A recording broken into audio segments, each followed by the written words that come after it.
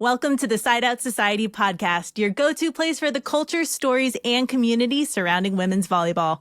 I'm one of your hosts, Tiff Oshinsky. And I'm Lindsay Harwood, your other host. All right, Linz, I'm very, very excited for today's guest. So are you cool if we skip the banter at the beginning of the episode? We get right into it? Okay. So guys, our guest today is obviously known for a basketball resume that is, to put it lightly, completely ridiculous. We're talking about a Hall of Famer, a two-time Olympic gold medalist, and a guy who still ranks third all-time in both assists and steals. But this is a volleyball podcast, and lately he's been making a massive mark in our sport. In addition to his NBA clipboard, he has a strategic stake in the future of the game as a headline investor for the Dallas Pulse and Major League Volleyball. He's a tactical genius, a strategic investor, and perhaps most importantly, the guy responsible for making sure his daughter, Noah Grace, is fed on time for her club matches.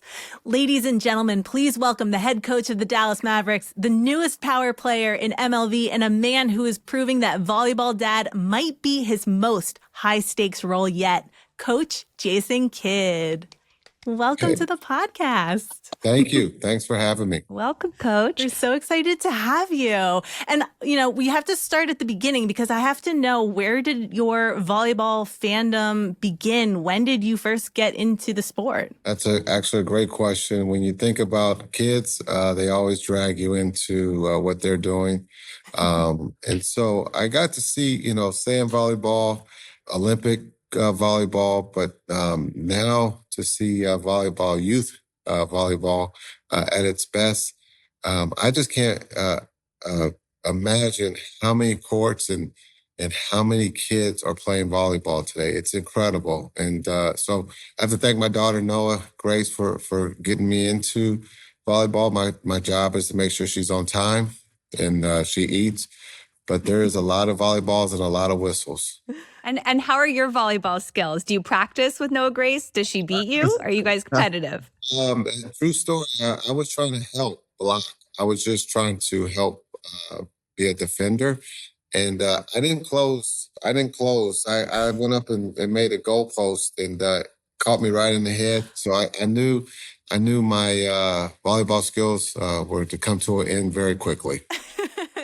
I wish we had that on film. I bet she does. Yeah, she can teach you. I'm glad it wasn't on film. Well, volleyball just surpassed basketball for the fastest growing team sport for girls. I mean, as a basketball coach and someone who has an amazing, impeccable career as an athlete, does that excite you? Are you kind of a little heartbroken about that?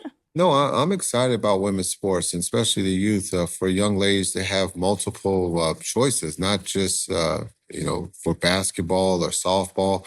Now you have volleyball, and it's, as you said, it's growing extremely fast, which is great. And again, these are incredible athletes that are not just jumping, blocking, but being able to pass. I'm still learning the terminology, but it's been a lot of fun. And so to see these young ladies, not just my daughter, but you have other athletes in the sport, basketball or football, that are playing volleyball. I know you've been around some of the best athletes in the world, you being one yourself. You've been up close and personal with some of these athletes. What are you seeing that's so impressive about these young athletes? Has there been a mentality that you've taken from your career, whether it's a competitive mentality on the court, off the court, that you see in these players or that you want to help instill in them, or that you might see in your daughter? Well, I think for me, it's just being the parent. As much as my daughter would tell you that I wasn't very good at basketball. So, understanding that it's about just the mindset. I really believe you can't play a perfect game, that you're going to make mistakes, that you're going to fail. But what happens after that? A block that you felt like you could have got, or, understanding when you swing, well, my swing didn't feel great that day. You're not always going to feel great. And so can you help your team win? And I love the team competition. I love when you have teammates, because some days you have bad days and some days you have great days. But I love the young ladies being able to cheer. I love that they always come together, give each other five. I think just the connection of volleyball is very special. Yeah, it's such a great sport. So Lindsay and I have played since we were young. We were at these tournaments all day, all weekend, dragging our families to them to watch us. What has your experience been like going to these youth tournaments? I mean, you have such a demanding schedule. How often do you get to go see Noah Grace play? For one, their schedule is almost like the NBA schedule. A lot of travel. I didn't know that they travel so much, but I think it's great to travel the country to meet different young ladies from different parts of the world. So normally for All-Star break, I go to Cabo. This year I was in Kansas City. Cabo and Kansas City might be a little different. But the volleyball was at the highest level, and to see all the college coaches walking around, it was really impressive, and you got to see the best players in the world playing. Yeah, you're lucky living in Dallas. You have the Major League Volleyball team in your backyard, the Dallas Pulse. This is the very first year of that team in Major League Volleyball, and you're an investor. And they are number one, number two in the league, doing incredibly well. What made you want to invest in volleyball? There's so many opportunities to make an investment, especially in women's sport. But what was it about volleyball that made that decision for you? Well, when you talk about local sports, you always want to support them, and understanding the Dallas Pulse investment came up, and we were really excited just because of seeing our daughter, and then going to Kansas City and understanding there's two different leagues, and understanding that the best players play in the world. And you brought up the Dallas Pulse; they're having an incredible first year, and so. Just wanted to support, but also, hopefully bring, a bigger light to women's professional sports, not just volleyball, but basketball and hopefully softball and other sports that we can help where you don't have to go overseas to play, and that you can stay here and we can grow the sport at the highest level. Yeah, Mimi Collier on the Dallas Pulse, she's a rookie this year. She was one of the finalists for ABCA Player of the Year last year when she was with Wisconsin. I mean, she's just an absolute stud. She's leading MLV in kills and points. It's just amazing. Have you been able to go see her? How often do you get to go to a game? I haven't been to a game, but Noah and my wife have been to a game. They really enjoyed it. And so somewhere in my break, I hope to be able to go up to Frisco and watch them play because I get to see them on Instagram and all the highlights, and to see that they're doing great in their first year. And as you brought up, we have some great players from some great colleges. And so, there's debate like which one is more exciting. Is it college? Is it youth? Is it the pros? And so it's just a great time for women's volleyball. Do you have an answer to that question? Not yet, because I really enjoy the youth. My daughter's 13, and so watching Noah at 13. But I think also college this past year with Texas A&M and the run that they went on. And so just being able to watch Stanford, SMU in our own backyard, they have had an incredible season. The coach has done a great job there to be able to go to some of those games. And so, just understanding college is, electric. The fans are into it. The tournament was incredible. And then the pros. And so I think I'm going to say a tie right now, but I maybe lean towards youth because I'm in it. But your daughter will be happy with that answer. Yeah. Yes. I don't want to get in trouble. But I think, as you guys mentioned, volleyball is very exciting, and I can only see it continue to grow. And we'll have more people watching, and I think attending the games. And then also, as we always talk about the finances, I think it's going to continue to grow there too. Yeah, like speaking of the finances, so I guess using the WNBA as an example, like that league has benefited so much from players like Caitlin Clark or Angel Reese. What does volleyball need to do to reach that level? Do you have, I don't even know if you have a player in mind that could become someone like that, but what does volleyball need to do to become the next WNBA? I think a lot of people are saying it's on its way. I think investors like you really, really help, but what else can we be doing and what are you seeing? Well, I think as a business person, I think at some point, maybe, somewhere down the road, 5 years from now, there'll be one league, and understanding you have the best in the world playing, where there's teams throughout the country. But I think, the biggest thing is when you look at the WNBA and the players, Caitlin Clark, that, they have quite a few superstars playing. You look at Skinner. Again, I think we touched on it. We have other athletes, daughters, playing the game, and understanding Tom Brady. I think his niece is playing, or his kids are playing. Steph, his daughter, is playing. LeBron, and so you could see Jermaine O'Neal. I think his daughter was the number one pick, and so I think everything has happened. I love when things happen organically, when it's not forced. And I think that's what volleyball has right now, is organic growth, where you see a lot of athletes. They're artists. At the age of 10, 11, these young ladies are incredible, all the way up to the pros. Do you have a dad's club? Can we have like an NBA volleyball dad's club or a watch party? Wouldn't that be great? Well, we can have LeBron and Steph. Those guys. I'll get the drinks for those guys. Those guys, they're too big, so I'll get the drinks for them. But I think it's incredible, and it's a lot of fun. And I think we want success for our young ladies, and so for dads, we're here to support.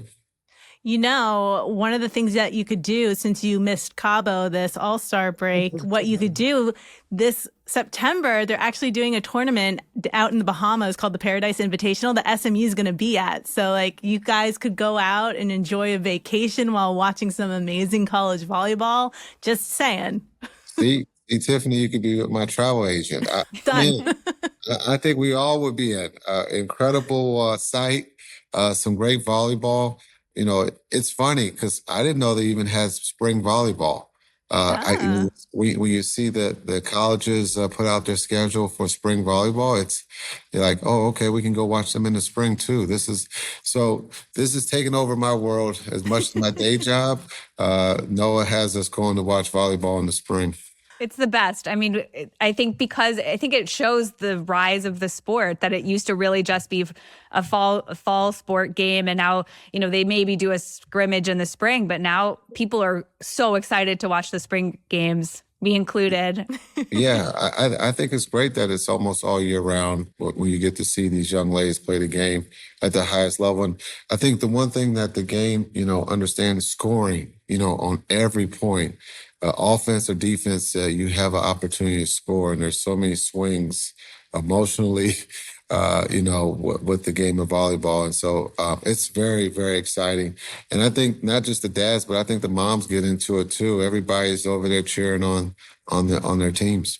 Oh, yeah. I think one of my favorite things about the sport is what you talked about earlier, is that, everyone's going to make mistakes. And if you think about volleyball, right, it's the other team made 25 errors. That's how the other team wins, right?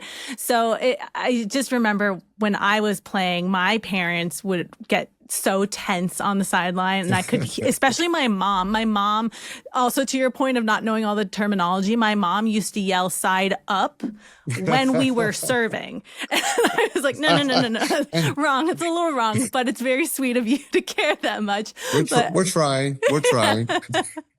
But what kind of, I know that you've said that you get nervous on the sideline, but what's your kind of routine when Noah Grace is playing? Are you standing? Are you sitting? Are you watching intently? That's actually a great question. When you start sitting, and then you start rocking, and then all of a sudden you start to stand up and you start kind of walking around. And then try to have that giraffe neck of looking over like, are we coming back? Are we all right? There are nerves because you want them to have an incredible experience. And as parents, all we can do is cheer and be there before and after. Try not to critique. Try to just say, have fun. And then if it's a good game, great. If not, let's bounce back, because you have 2 more to go, and we're here until 10 o'clock at night, so we might as well have fun. Is it hard to turn off that coach's hat? I imagine you're not so chill in a timeout as a Mavericks coach. You want the best for your kids, and I got to understand I'm not a coach for volleyball, so I entrust that Noah has a great coach and that she's going to learn, and my job is there to support, as I said, make sure she has water, which sometimes could be, as a parent, you can fail in these little tasks that you have, but just making sure that she's having fun and enjoying the experience. And then I think the biggest thing is watching others, the older ladies play the game and just see that's the process. You're 13, at 16, this is what it looks like. And I think these tournaments, you have that opportunity to do that. Mm-hmm. I remember actually many times when we would play, because I played club from 12s through 18s. And specifically when in my 15th year, I joined like this elite club that traveled around the country and everything. And we used to go to watch Court 1 because our 18s team was there. And every single one of those girls were going to D1 schools. And it was like, that's the dream. That's right. Has Noah Grace expressed interest? Is that what she wants to do in college, or is she still experimenting with other sports? No, she loves volleyball. It's all volleyball. We tried basketball. We tried softball. And she is fully committed to volleyball. And to that point of being able to go watch, I think, I don't know how I remember this, but I think it's A5, a team out of Atlanta. From Atlanta. Carrie Knotts. Thank you. I thought it was Michael Jordan playing. When we walked over here, Noah was like, we have to go watch her play. So I was like, okay, like this, one row of seats. No, there was a stand and it was packed. And I saw why it was packed. What an incredible athlete to watch. And as you just brought up, I think these young ladies are role models, even though if they're 15 or 16, for the young ladies that are 12 or 13 years old, because they want to come and watch them. They want to be them. And so, as you mentioned, it's an incredible setup, but that was the first time I've ever seen anything like that. It was incredible, and she put on a show. But as you know, you guys have lived it, to be able to see the stands full with all the young ladies there and their parents. And I think it was streamed on ESPN, or it was on a TV, because they had it on TV. So it's just incredible, again, where volleyball is going, or where it's at its present state. But they have superstars. And I think you bring up, I think this young lady could be the one that can send this to a higher level.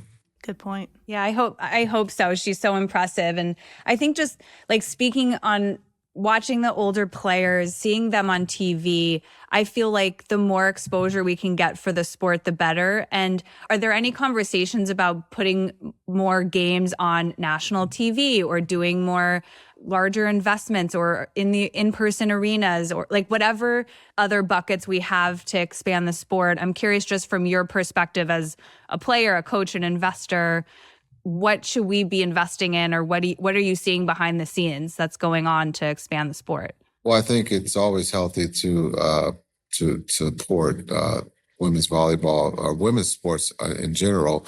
One of the things that I've always done, and here is just with youth sports, but I think TV, as I was growing up, it's way different than it is today, right? When you have different platforms to be able to watch TV. Even the NBA has different platforms. And so being able to get that TV deal or that streaming deal. And so I think once we get there, where every Wednesday, I think, be able to watch, the young ladies play. But I think what's taking place is there are streaming for these tournaments. So for a dad like myself, I can watch Noah if she's in Philly, I think in 2 weeks. And so to be able to watch it while I'm on the road, which is very helpful. But I think the process, not rushing it, because sometimes when we rush things, we miss steps. And so I think we have a solid foundation. I think also one of the things I'm a big believer in is being able to bring back past stars. Misty Mays, some of the ones that have played the game at a very high level, the Olympians, to be able to educate us, because volleyball's been around, but right now it's one of the hottest sports in our country. Oh, yeah, 100%. And I feel like another thing that a lot of fans want, both leagues that are out there, the amount of teams, it's small because they're a startup, right? They're still learning and still trying to figure out investment and everything like that. But Major League Volleyball announced 2 other teams, NorCal and Minnesota. And I think we heard rumors about a potential team in DC. But I mean, you are someone who has seen multiple markets out there. And I know volleyball markets are a little different compared to the NBA or NFL or whatever sport it might be. But where could you see another team, like an expansion team? Because Lindsay and I are Northeast based, and we would love to see one in New York City if you know someone who can make it happen. Well, when you look at that's actually a great question. I don't know if there's one or one's coming in Miami. Florida's a good spot. Yep, Florida. You can never have enough volleyball in California. But I think one of the Oklahoma City, somewhere in the middle of the country. When you look at maybe being the only show in town, I think that's where you can make a big jump if we're expanding, which I know both leagues were always going to look to expand. But I think somewhere in the middle of the country, and I'm going out on a limb. If you put me on the spot, somewhere like Arkansas, something in the middle where it's actually easy to travel, right? But also big college town. And so that would be, if you're holding me to one city, I would say something like Arkansas. It made me think, I was thinking Tennessee when you said Arkansas. I was like, could you imagine a team in Nashville? I mean, there you go. I love Nashville. Okay, we can go to Nashville. Get some Hattie B's while we're at it. Somebody might say that's better than Arkansas. So I'll say Nashville. Again, a very electric city, love sports. Maybe St. Louis. Yeah. And as you can see, I'm trying to stay somewhere in the middle of the country. So we talked a little bit about the expansion of MLV and Love. Do you see a future in which they combine, and how? Like, I'm curious your thoughts on having 2 leagues right now, and if you see an opportunity, how would that even be possible? Would that be good for volleyball? I'm curious what your thoughts are on that. You guys are asking hard questions. I know. Well, we have you and your expertise, so we got to ask. If you look at history of sport, and I can only talk about my sport, is there was the ABA and the NBA, and they combined the 2. They took some teams from the ABA, and made it one league. So if I'm going on the history of basketball, I would say at some point, hopefully, there is one league, and that we can all understand and get along that it's about putting the best product.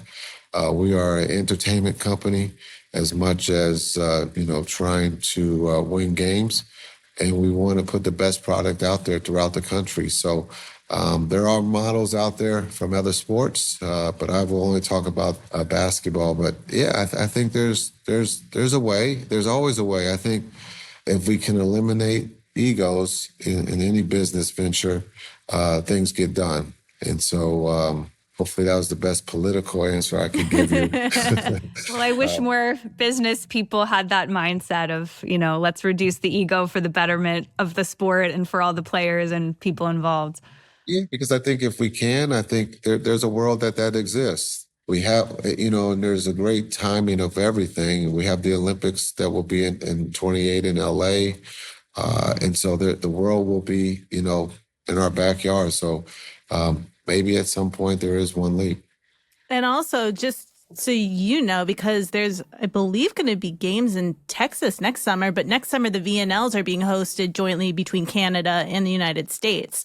So it's kind of a preview to the Olympics next summer, which is going to be super exciting. So you definitely have to make sure you go and watch some games. Yeah. See, I told you, travel agent, and then you inform me of what's happening. So I just need 10%. Okay. Okay. That's a good number. I think, when you have the world, when you talk about Canada and you said they're going to be in Dallas. I believe, I think they're going to be in Arlington. Oh, perfect.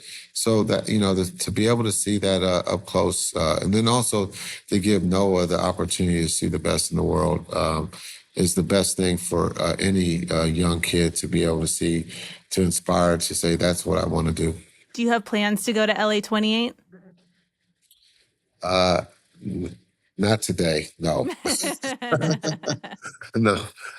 I've done it twice, 2008. So if my kids wanted to go, then yes, I'll go. But I'm saying no today, but there could be a chance that we do go, because understand this is the Olympics. This is what the athletes train for. Some it's as fast as 6-7 seconds. Some are, games. So we will have the best, and why not support our country when it's here in LA? No, absolutely. I think, I know we're coming up on our time. Just as we move on and think about like the future, you've talked so much about young players and your daughter included, like looking to the future, looking at role models. And earlier you mentioned like how to deal with failure and just some of the mentality around the sport. Do you have a message for younger players that are out there that are listening, or anyone even just in work and in life, even if you're not a volleyball player? What like good advice from you as a player and a coach can you give us to how to deal with that failure, or how to look forward and move on from that? Yeah, I think sometimes looking at failure is a negative, but we in the kid household is a positive, because there is no perfect game. There is no perfect life. We all make mistakes. We all, understand that we have to come to work. You have to work. You have to practice, and then you have to put in extra time, especially when no one's looking. Especially when your dad isn't out there trying to block shots. Just understand that this is about you, and if you put in the time, good things will happen. Not to say that there's promise that you will become a D1. You can go to D2 or D3 to play volleyball. And so those setting your goals, but making sure that you work. And sometimes it's all right to be uncomfortable. I see some young athletes kind of melt down because they didn't get the pass or the triangle right. Understanding that it's okay, because guess what? There's another ball coming, and there's another ball coming. And so what are you going to be able to do? And so understand it's all right to fail. It's all right to be uncomfortable, but make sure that you have positive people around you with positive energy that are going to support you, no matter if you are a Division I or a pro volleyball player or the best high school player in the country, because you want the truth. And so that would be my advice, is you want someone to shoot straight to you, tell you the truth, continue to work, and it's all right to be uncomfortable, but have fun at the end. Yeah, all about having fun in the end. It's what I tell our kids when they play sports, as long as you're having fun, and be proud of what you do no matter what. That's right. Because as you know, you guys just did this, right? And how fast time goes. And before you know it, we're like telling really old stories. I always tell old stories because they were in black and white or grainy color. Grainy. Yeah, and you walk like 2 miles up a hill in snow. No, but that's so beautifully said. And we're so grateful to have you on. And people like you, just with your platform and history, bringing awareness to the sport and bringing investment and money behind the sport as well is just so important. And we're incredibly grateful for that and for talking with us today and giving us some of your wisdom as a player, as a coach, as a dad. Thank you so much, Coach Kidd. I just wanted to quickly add also to Lindsay's eloquent thank you. Best of luck to Noah Grace the rest of the season and her career. We're going to be very excited to watch her when she plays in college, wherever she decides to go. And let us know when the Volleyball Dad Watch Party starts, and we'll start booking your travel to the Bahamas. Hey, I will hold you to that now. When I get these guys all in one place, I'm going to say, hey, Tiffany, I got them. It's the watch party now. Let's go. I'm ready. That'll be a party. I'll start booking. Yep. I'll start looking at the hotels. Tickets go on sale next week, so it's perfect. It's okay. Thank you, Lindsay. Thank you, Tiffany. Thank you for having me. Thank you so much, Coach.